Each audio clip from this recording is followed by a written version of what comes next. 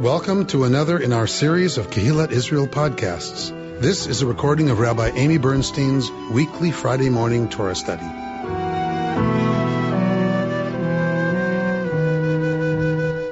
So the first thing, before we even enter the text, the first thing I want to say about this text is I'm always curious how and why this made it in, right? There's something about this story that was compelling enough that it stayed in circulation and became a part of the canon. I'm not sure I'm ever going to have the answer to that question. Like, why this story? And I think it's hard to argue that this is not a powerful and compelling story. It's not one we may like. Doesn't mean it's not compelling, right? There are films that I don't like, that I don't want to see, that I know are still compelling pieces of filmmaking, right? That are really important pieces of fiction for some people. I just don't choose to see them. I don't like them. It doesn't speak to me. So, all right, so let's jump into the actual text. All right, so we're picking up at the end of the parsha before, and we're gonna get something that tells us we now are separating completely, as we had last week. We're now talking about a whole other thing, okay? And that clue for us is Vayhi Achar Vayera 22:1, chapter 22, verse 1. All right, Vayhi Achar Vayera,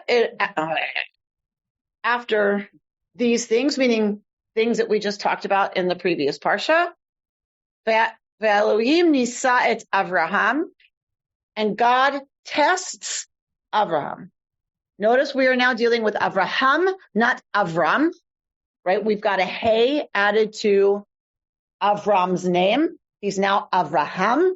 She's no longer Sarai, but Sarah, with a hey at the end of her name. I've never heard, until I listened to this lecture by Aviva Zornberg, I've never heard the interpretation that the hey could mean, I always hear it means it's part of God's name that gets added to Avraham and Sarah. You know, God's Yud Hey Vav Hey has two heys. One of them goes to Avraham, one of them goes to Sarah. So this is about incorporating God's name into Avraham and Sarah's names. That's how I grew up learning about this. But Aviva Zornberg says that one interpretation of the rabbis is that the hey in Avraham is the inquisitive hey, right? If you want to make a question in Hebrew, you add a hey to the beginning, and that makes it a question. So that this is the interrogative, that this is the questioning hey, because Avraham has proven himself ready to question God in Sodom and Gomorrah. So interesting. So Avraham, the questioner, is being addressed here. So God is testing Avraham, the questioner, Vayomer elav, and says to him, Avraham. So God calls Avraham by name, Vayomer, and he says, meaning Avraham, Hineni, right? The correct response to the divine call, Hineni. I'm here, I'm ready. Or yes, sir. Yes, ma'am. Right? That's the correct. You call someone's name in the South, the correct response is yes, ma'am. Vayomer, kach na et bincha et yechidcha asher ahavta et Yitzchak. So there's lots written about this. We're not going to stay here. But lots written about why this iteration. It's pretty obvious. Just say Yitzchak, right? After the end of that long thing, it's at Yitzchak. Why start with take your son, your only son that you love, Yitzchak? All right? Because first of all, Yitzchak is not Yechid. He's not Abraham's only son. He's Sarah's only son. So some people want to say, yeah, but Yechid here doesn't mean only. It means unique, singular, meaning the one you favor, the one you love the most. That's why it's followed with Asher Ahavta, that you love, meaning that you prefer.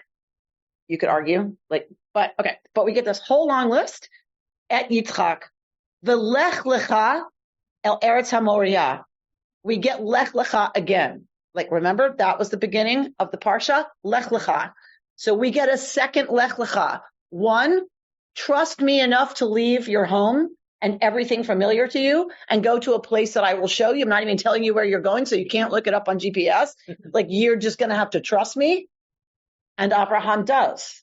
Now we're getting a second, in some ways, way more difficult, lech lecha, trust me. Do as I ask.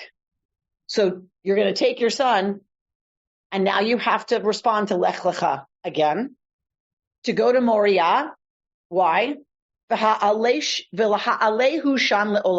you will offer him up as a holocaust. Al achad haharim asher amar elecha, on one of the hills that I will show you. All right. What is the response? Vayashkem Avraham baboker. Abraham got up early the next morning, and he saddles his ass, and he takes 2 youths with him, and takes Yitzchak bno, Yitzchak his son, and he cuts up wood, vayakam vayelech el hamakom asher amar lo Elohim, and gets up and goes to the place that God told him about. Vayom hashlishi, on the 3rd day, vayisa Avraham et einav, on the 3rd day, Avraham lifts his eyes, vayar et hamakom merachok, and sees the place from afar. All right, the Sfat Emet, we're going to do a little bit of the Sfat Emet. This is where the Sfat Emet's going to lean in to this verse. First of all, by Yom HaShlishi, it's taken them 3 days. Not one mention of a conversation between Abraham and Yitzchak. Where does Yitzchak think he's going? With all of the accoutrement for a sacrifice, like a bunch of split wood on top of a donkey. Like, it's obvious what's happening here, but there's no animal being taken for sacrifice. So what does Yitzchak think? Did Abraham check with Sarah about this idea? What do we think Sarah would have said about this idea? Bad idea. Bad idea, says Sarah Moskovitz. That Sarah Imenu, Sarah, our mother, would have said, I don't think so. Possibly, this is one commentary. This is why Abraham gets up early. He sneaks out before Sarah's up because he does not want to deal with Sarah Imenu around this. Okay. The other is that it's with alacrity that he's doing this. He's eager to please God. Okay. So we're going to look at this verse in more detail, that he sees hamakom, he sees the place, merachok, from far away. What else can hamakom mean in Rabbinic Hebrew? God. One of the names for God is hamakom, the place, capital P. Vayomer Avraham el ne'arav, and so Abraham says to his youths, shvu lachem po, y'all stay here with the donkey. But I and the youth, meaning Yitzchak, right, we're going to go on, right? And we're going to nishtachaveh, we're going to literally bow, but presumably it's a euphemism for worship, right? We're going to do some kind of ritual thing. V'nashuva aleichem, and then we'll return to y'all. And so Abraham takes the wood for the offering, Vayasem al Yitzchak beno, and placed them upon Yitzchak. And he takes in his hand ha'esh, the thing that's going to be used to make fire, the et ha'ma'achelet, and the knife that one uses to create something that you're going to eat.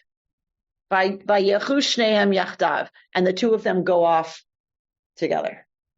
And Yitzchak says to his father, so Vayomer Yitzchak el Avraham Aviv, and Yitzchak says to his father Avraham, Vayomer, and he says, Avi, my father. Vayomer, and he says, Hineni, here I am. Bni, my son. Vayomer, and he says, Hine ha'esh ve'ayetzim, the ayeh haseh le'olah. Here's the fire and the wood But where is the seh? Where's the lamb for the offering? Vayomer Avraham. And Avraham says, Elohim yir'eh lo haseh le'olah.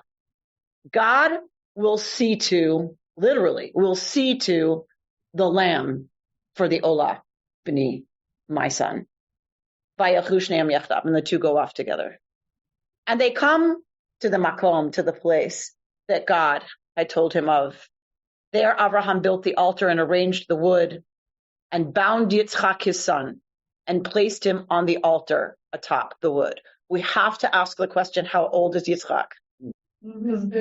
How old is Yitzchak? So could Yitzchak have fought his father? Or does this mean, by definition, Yitzchak assents? Yitzchak agrees to be bound. And Abraham stretches out his hand and took the ma'achelet lishchot et beno, and takes the knife to slay his son. Vayikra elav malach Yud Hei Vav Hei, and a messenger of Yud Hei Vav Hei calls to him, Mina Shemayim, from the heavens, Vayomer, and says, Avraham. Notice this line in between the two times. There's a line in between Avraham and Avraham a second time. The rabbis make much of this. Avraham, Vayomer Hineni. The Malach calls Avraham and then calls Avraham again. And Avraham says, Hineni, here I am. Vayomer. And he says, and it turns out this is the Malach, Al tishlach yadcha el na'ar. Don't send forth your hand against the boy. V'al ta'aslo ma'uma. Don't even do to him a flesh wound, like, anything that would mar him. Ki ata yadati ki yirei Elohim ata. So these two plays on the word ata. For now, ata with an ayin. For now, yadati ki yirei Elohim ata.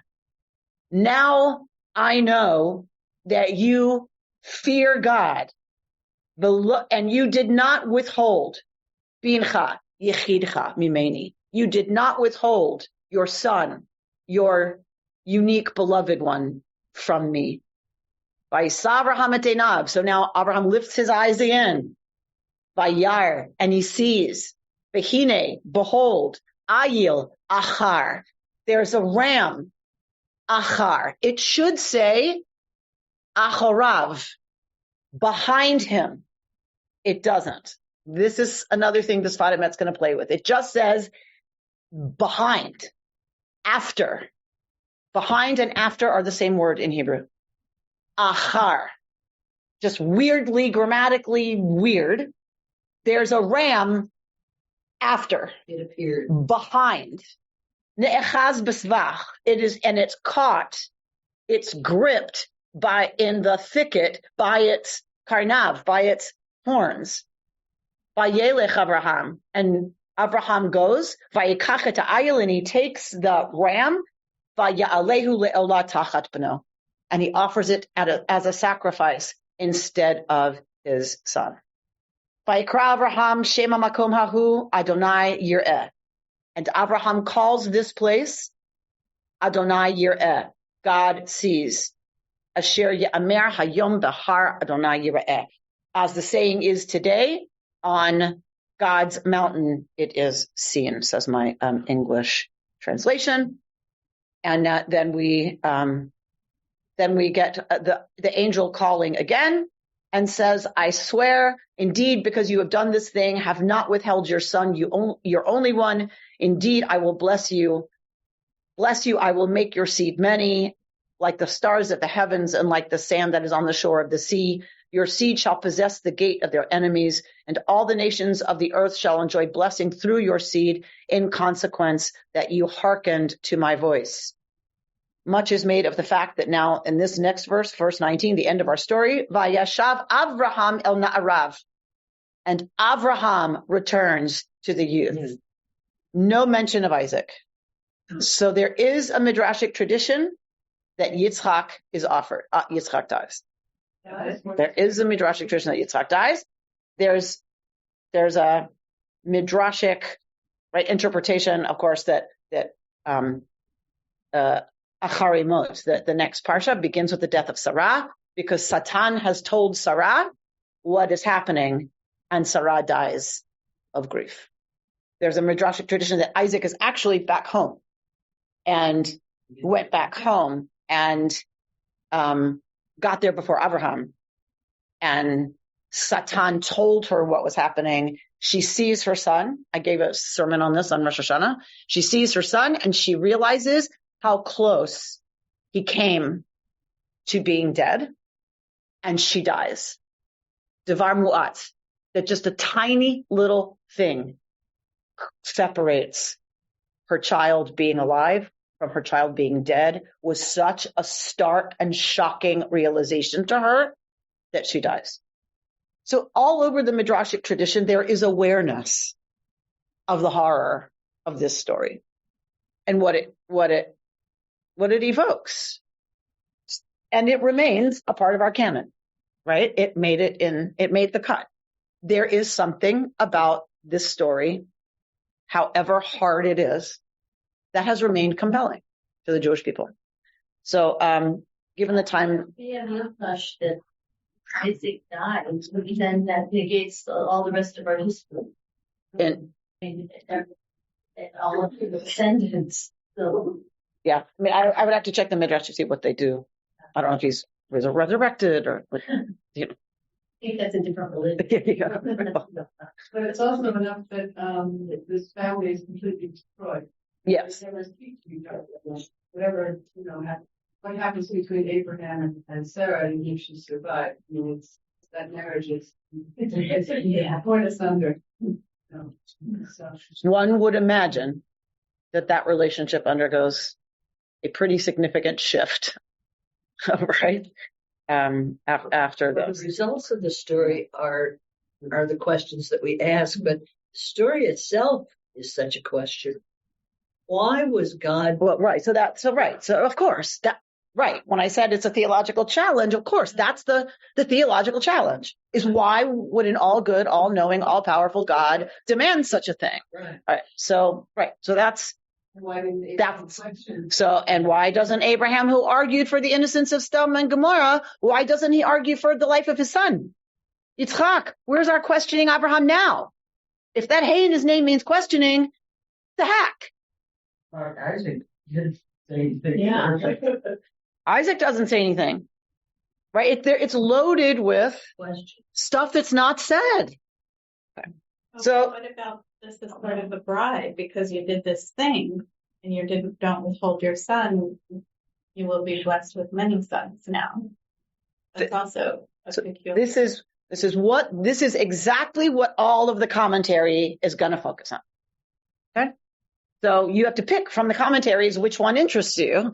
I have chosen for me right now what commentary spoke to me about different aspects. We could spend 3 weeks studying this text and not get to the bottom of all of the midrashim and all of the questions and all of the ways that we are challenged by this story, by every character in this story, from God to Abraham to Yitzchak to Sarah to Satan, all of them. Absolutely.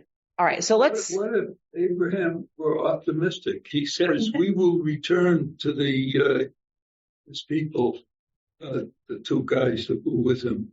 Lovely. Look at you, George, picking up on the positive aspects of of a really, really dark story. I am impressed.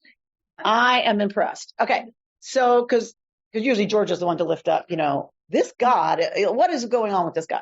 All right, so that maybe Abraham trusts that they will return, that they're going to come back, that God cannot possibly mean to actually sacrifice his son.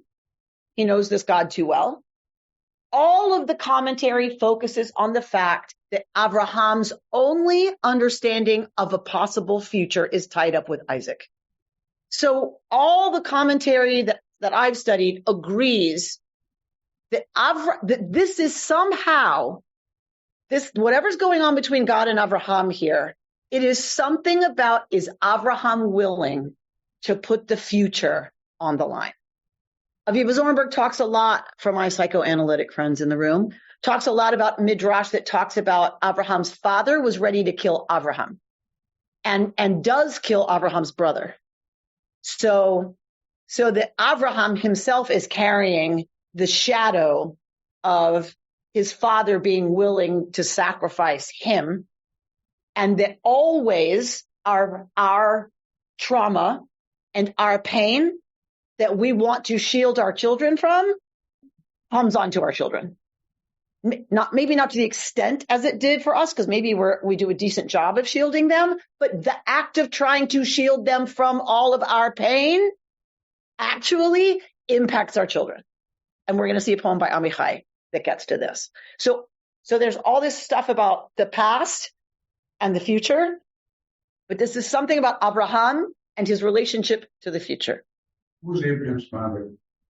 Terah. Terah killed. In the Midrashic tradition, Terah punishes Abraham. He takes him to court for destroying all of his idols. He was an idol builder. And the court would have imposed capital punishment on Abraham. But a miracle happens and Abraham survives, but the brother does not. So Abraham knows his father was willing to sacrifice him to the courts by turning him in. And his brother does die, so his father does in some ways commit, I forget, Nahor, I think. Wasn't it common in other societies at the time to do human sacrifice? Yes. So they would have, Abraham would have expected that to be part of what was going on. It could be. I've always read this story as being God saying, don't do human sacrifice. Because that makes us happy. Yeah, it makes me. That makes us happy. I don't buy that explanation as the reason this story's here. There could have been a way different way to get at it without this tangled awfulness first. I don't disagree that, I know, but I'm just saying, I'm sure it doesn't have nothing to do with the fact that God doesn't want human sacrifice, but there could have been a way less dark way, right, to tell that story. Don't sacrifice your children in a bunch of laws. Don't sacrifice your children, right? Huh? Really have a problem. Commandment number 11. A commandment, number 11, don't kill your children. Oh, just that God doesn't typically have a problem being clear. Right, exactly. If God really wanted to be clear, God doesn't usually have a problem figuring out how to say what God needs to say. All right, let's see what the Sfat Emet says. So this is Rabbi Aaron Lieb-Smokler bringing us the Sfat Emet. Bayom HaShlishi, on the third day, remember we saw this verse? Vayisa Abraham et einav, and Abraham lifts his eyes. Vayar et hamakom merachok, and Abraham sees the place from afar. Okay? Merachok, from afar. It is these last few words that capture the attention of the Sfat Emet. Abraham saw Vayar, the place from afar. He gazed upon the mountain at a distance. He beheld the site that would hold his sacrifice. In this moment of cinematic pause, the Sfat Emet sees a test unto itself. In the trial of the Akedah, the binding, right, of Isaac, it is written, on the third day, Abraham looked up and saw the place, merachok, from afar. God tested Abraham in the virtue of awe, of yirah, because Abraham was primarily characterized by love and closeness to God. As the verse says, now God said, shall I hide from Abraham what I'm about to do? Meaning God couldn't even imagine not telling Abraham what God was about to do to Sodom and Gomorrah because Abraham and God are that close.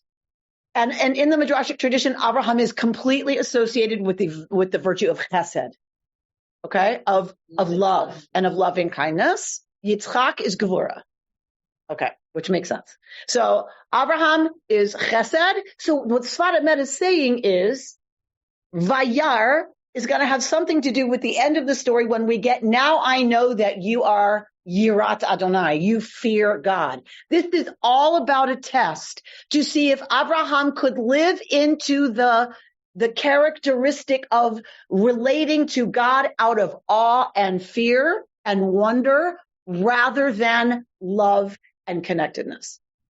A little bit to what you were saying. Okay, so let's hold it. Let's hold it. And for this reason, the verse says after the Akedah, now I know that you fear God. Meaning now I know that you can relate to God from the aspect of awe and fear. Similarly, Abraham names the place Adonai Yireh. God will see or God will fear, because this is the place where he, Abraham, learned Yirah, learned wonder, fear, awe, right? All of those are tied up in the Hebrew word Yirah. Playing with the Hebrew word Vayar, to see. He claims that God tested Abraham in the midah, the virtue of Yirah, awe. Could Abraham engage the eternal with awe rather than with his moral nature, his more natural form of engagement, love? Would he follow a force that inspires fear when he is otherwise so driven by desire? Would he still come close to a divinity that appears only at a distance, merachok? He sees it from far away. The Sfat Emet is saying, no, realize this is Abraham now having to figure out how to relate to a God that he feels distant from. He's used to feeling close to God out of love. Now, can Abraham relate to a force that is about Yirah, the hard stuff? Because Abraham feels merachok, feels distanced from that. Naturally, he's naturally distanced from that, because he normally comes right out of the aspect of relating to God through love and closeness. All right, so I can't decide if I should go on or if I should stop here. Let's go on a little bit. The Sfat Emet suggests that the distance between Abraham and God through this trial was born of the gap between, so the merachok, this language about from afar, distance. What is that distance about? It's born of the gap between Abraham's inclinations toward love and God's uncomfortable push toward submissive fear. The God of Yirah was relatively unknown to Abraham until this point. He would have to learn to come close to this foreign force, one who makes wild, irrational, painful demands. In a similarly themed discourse offered 2 years earlier in 1880, the Rebbe articulates the distance this way. Now I know that you fear God. We ask, was not Abraham's service out of love, which is higher than serving from fear, right? We're always told you should serve God out of love, not fear. You should have some of both, but really the aspect of loving God and serving God out of love is higher than that of fear. So if we know that, Abraham was already there. Why did he need to be tested to see if he could do it out of fear? Why does the verse attribute to Abraham only fear of God? In truth, it was not God's will that Isaac be sacrificed, and Abraham's heart therefore felt no attachment or love for this act because it was not God's true will. That is why it was a trial. And that is why the verse says he saw the place from afar. In other words, the distance between Abraham and God was born of the gap between God's desires and God's words. To George's point, Abraham sensed, because Abraham was so close to God, Abraham knew the words did not match the divine will. So when someone says to you, oh yeah, that color looks really great on you, and you're like, right, the words don't match the nonverbal communication that is screaming, go change your shirt. And I'm picking a silly example on purpose, right? That there is an aspect of Abraham that knows God so well that Abraham hears in the command that he hears God's nonverbal communication that this is not God's will, but has to tie his son to the wood anyway. He's going to violate what is the divine will out of a willingness to serve God. That is a radical, crazy kind of statement right there. Repeat that, please. Just repeat it. So the Sfat Emet seems to be suggesting, would he follow the command of God to sacrifice his son, even when he knows that is not what God wants? Well, forget about Isaac for a minute. The Sfat Emet doesn't care about Isaac. We're talking about Abraham. Will he follow the divine command even when he knows it's not what God really wants? What's ragtime? So who's testing whom? Who's testing whom on some level? All right.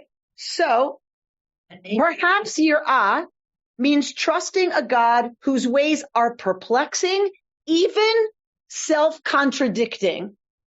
It means yielding to Hamakom, the place, meaning God, even when it feels so very far away. So what I want to say about when you say, okay, Rabbi, why did this speak to you this year? Because I feel in a way that the Sfat Emet is asking, can we who like relating to God out of the yummy, fluffy, good stuff also relate to the fact that if God is part of everything, we also have to confront the ultimate reality, capital R, and affirm reality, capital R, that includes horror and the horror of what human beings can do to each other. Do you see where I'm going? Yeah. Was that too big a leap, or did that make sense? That's what called to me out of the Sfat Emet. The Sfat Emet is saying, or how I would use the Sfat Emet is to say, if, like Rami Shapiro says, what we mean by God is the unfolding of the universe, the mystery at the heart of reality, reality capital R, then we have to be able to face both the good, yummy stuff, compassion, forgiveness, transformation, all of that, and the horror that human beings wreak on each other as part of the unfolding of the universe. We don't have to like it. We don't have to not want it. Double negative. We can want it to stop. We can want to improve. We can want to do it better, even though Mr. Busy over there doesn't think it's possible for humanity, right? Because the record proves. But we can want that. We don't have to stop wanting that to have to confront that it is. That can either lead some folks to say, therefore, there is no God, or it has to expand our capacity to hold what God might contain, what reality contains. And that leaves us in a place of fear, awe, overwhelm, right? I talked to a group of 65 moms at a country club this week who are terrified of bringing their little ones into this world. So's Abraham. He has to learn to relate to the ultimate, capital U, out of a sense of fear, yirah, about what could happen to his child. What the ultimate might demand of us, which, as I said last week, people who are in Israel are watching their children put on uniforms, because the ultimate is going to demand from them possibly sacrificing their children for the greater purpose, mission, good, whatever we want to call it, of there being a homeland for the Jewish people, because we are at an existential moment. That is what the Sfat Emet, I think, is getting at, that there are times where yirah is the only relationship to what's ultimate, to reality, capital R. Does not mean we don't want it to change, that we don't want to be better, that we shouldn't work for a better world where that's not the case. Those do not negate each other. However, until we bring Yemei Mashiach, until we create the Messianic age, this is what we're stuck with.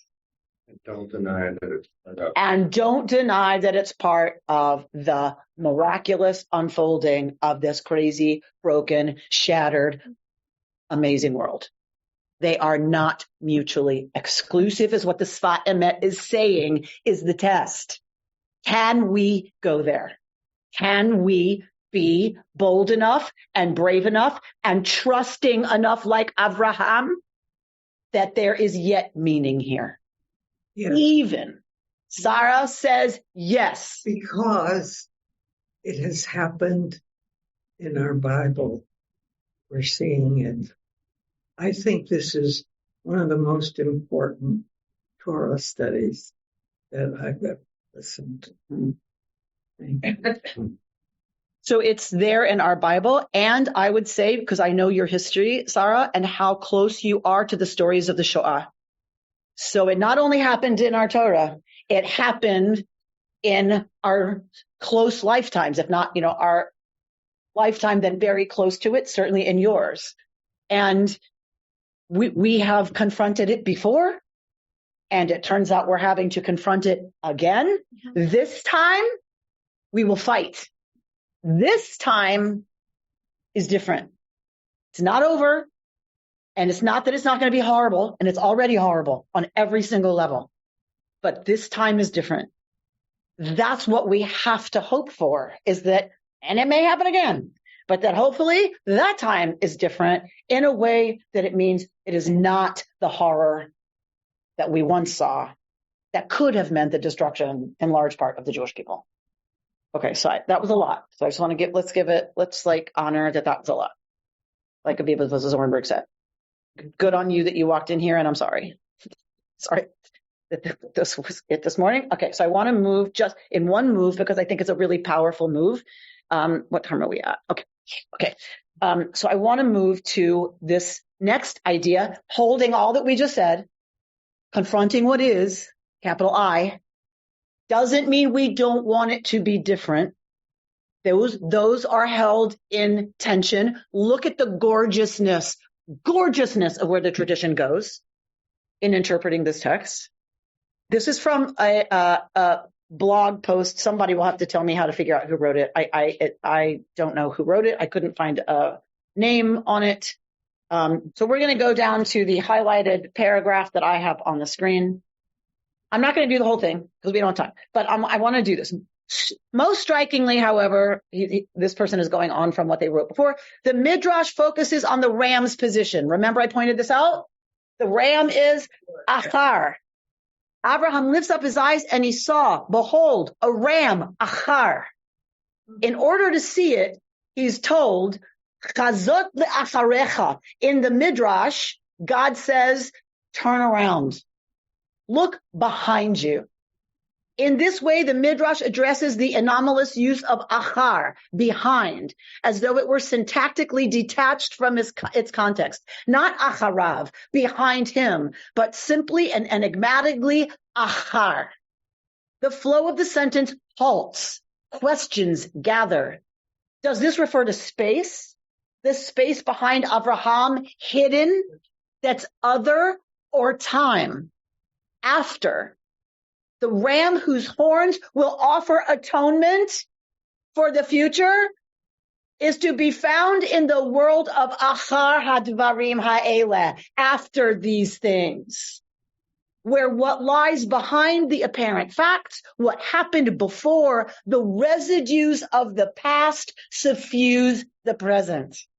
What lies behind Abraham is the future of his past. The once inevitable consequences of those traumatizing messages, and a dynamic possibility that his children, like him, will work to transform and translate the enigmas of their own past. This is God's offer, the perpetual return of the shofar cry for memory and transfiguration. Oh, wow. Right. Is what we would say in the South, right? So, right, there's so much here. There's so much there. Look behind you. Look to the past. All that pain. And at some point, what we're living through right now will be in the past. That pain is part of what will help transform your children, because they will use that thing that was achar, that thing that was back there, that thing that was after. They will use that on Rosh Hashanah to be a call to tshuva, to be a call to how can we be better? How can we do this differently so that their children do not have to live with the same pain that the previous generations have had to bear? An incredibly beautiful of using Achar to herald a different future that only happens if we take the call of shofar and the call of tshuva collectively, if we take that seriously. Then there is some redemption to the story. So a beautiful teaching. Yehuda Amichai wrote this poem, in Open, Closed, Open. In their great love, my parents saved me from disappointment, from pain and sorrow. Now I am left with their savings plan, the pain I would like to spare my children. How all those sayings have piled up on me. My parents always told me, I'll show you, sometimes threatening, sometimes in a voice of sweet love. I'll show you.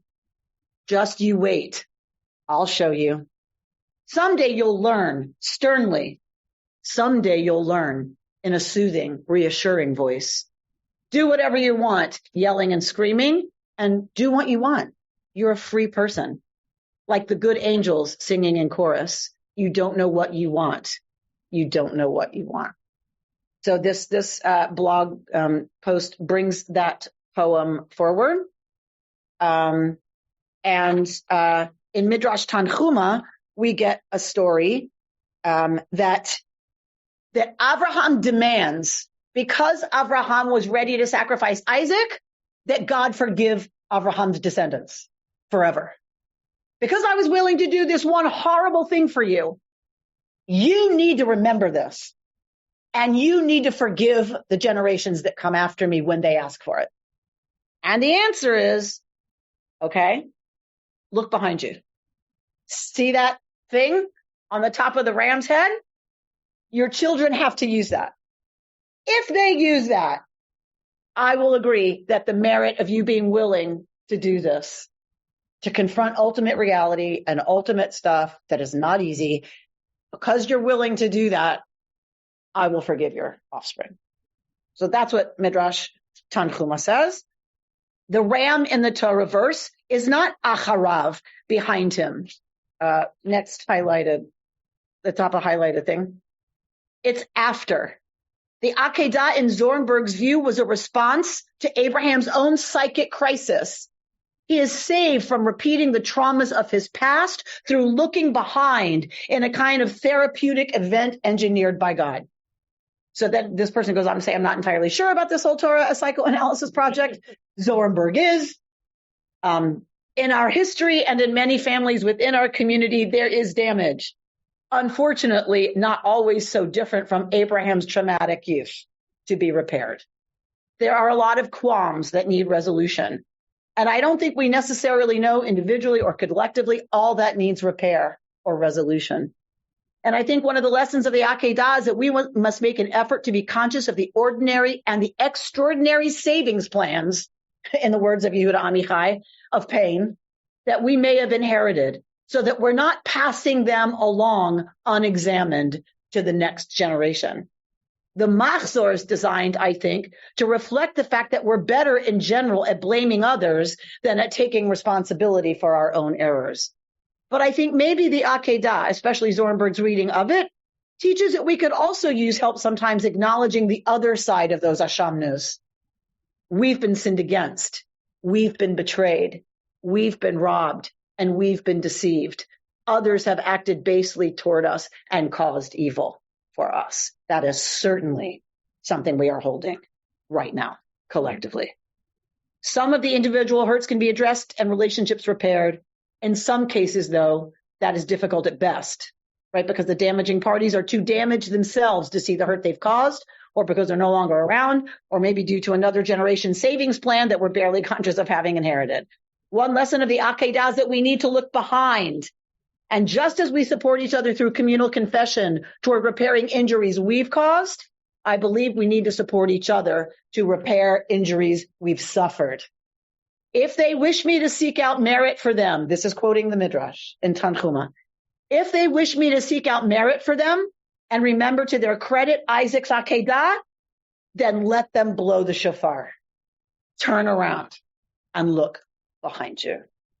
I take this very personally because for the first time, I have children, grandchildren living in Israel. My granddaughter married an Israeli and lives just outside of Jerusalem. And all that's happening is challenging in a different way. And the way you've interpreted it is helpful. Very, very helpful. I'm so glad, Sarah. I'm so glad. Because I think that's the teaching itself is let us make sure we are looking carefully at this pain. And let's be sure we are not going to pass it on to the next generation without being very careful, right? About what we do with it so that we don't just lay it, right, on what's coming next. And what is helping me is remembering how I felt. I think it was 1948 when Israel declared self-state. Mm-hmm. And we know what happened then. Right. So I'd like to close our time with this tchina, a Yiddish prayer, like our amazing Sarah Moskowitz, who translates Yiddish poetry. So this is a tchina, so I can't vouch for the translation. But it's a tchina that was written in the 18th century. Tchinas, there were books of tchinas that women would take to shul. And women would read tchinas by other women in shul. The men, let them do Torah, let them do Haftarah, let them do all that stuff and speed mumble daven their way through whatever. They were reading tchinas. They were reading prayers written by other women. No? What is that? What does tchina mean? I don't know that word. Okay. Sounds like I don't know the spelling because I have it in English. I don't have the Hebrew letters for the spelling. What I have is Tkhine. I know the word because I've seen it in the Hebrew characters. Tchina. Wait, I think Barry answering the question. Let's see. Tchina is like to beg. Tchina. Tav, Chet, Yud, Nun, Hey. Okay? So that's and Barry, do you know the Shoresh? Like what? Litchanen, like Vayetchanan. Huh? It's like Parshat Vayetchanan, it's the same root. Chanan. Hanan, so about Chen? Chanan is like to beg, to implore. Yeah. So for God's Chen, for God's grace. Okay, so a plea, like a pleading with God. Okay, so I want to close our time with looking at this beautiful tchina, and it's so this is right out of a 18th century book, a collection of tchinas, and it's written by a woman named Sarah Bat Tovim. So this is said at candle lighting. So this is a woman's prayer said when a woman lights candles on Shabbos. Through the merit which I gain by preparing the wick for the sake of our foremother Sarah. Remember, you used to have to prepare the wick for Shabbos. You needed a clean wick. That was your definition of a flame for Shabbat. Now we just have candles. They didn't have that. They had to clean the wick and prepare the wick for Shabbat. And through the merit which I gained by preparing the wick for the sake of our foremother Sarah, may Hashem Yitbarach, praised be God, remember us for the merit of her pain when her beloved son Yitzchak was led to the binding. May she defend us before God, praised be God, that we should not, chas v'shalom, be left widows this year, and that our children should not, chas v'shalom, be taken away from us, be taken away from this world in our lifetime. You have commanded us to blow the shofar in Rosh Hashanah, using the horn of a ram, a reminder of the binding of Yitzchak. Remember this merit, so that we may be able to provide for our children's needs, that we may be able to keep them under the guidance of a teacher, so that they may become accustomed to your service and respond Amen. Yehei Shmei Rabbah. May the merit of my mitzvah of candles be accepted as equivalent to the flame which the Kohen Gadol lit in the Beis Hamikdash, so that it may illuminate the eyes of our children in the study of the Holy Torah. Amen. You've been listening to Rabbi Amy Bernstein's Friday morning Torah study from Kehillat Israel in Pacific Palisades, California. For more information, go to our website, www.ourki.org.